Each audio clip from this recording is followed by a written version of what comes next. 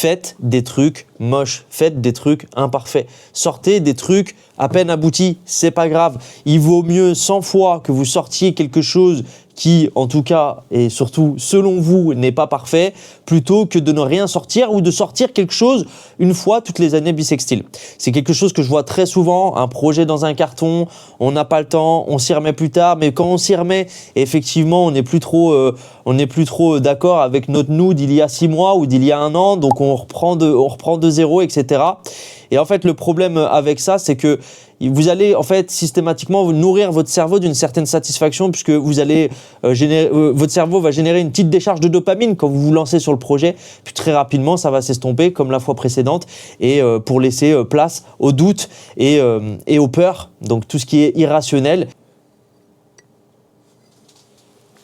Et derrière ça, il y a du coup fort à parier que ce phénomène se reproduise de nouveau.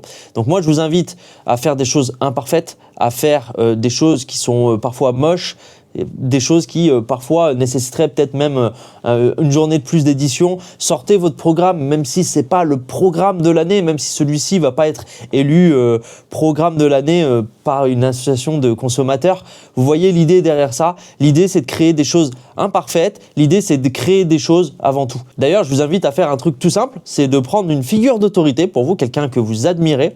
Par exemple, ça pourrait être un formateur en ligne, quelqu'un dont vous suivez le contenu à titre professionnel pour vous donner des idées. Ça pourrait être également un collègue professeur de langue, soit dans une autre langue, soit dans la langue que vous pratiquez vous également. Et donc cette personne, généralement, vous l'admirez parce qu'elle crée du contenu qui est intéressant, elle crée peut-être même tout simplement du beau contenu, c'est-à-dire que esthétiquement, c'est très joli, ça renvoie une belle image de lui-même, de cette personne.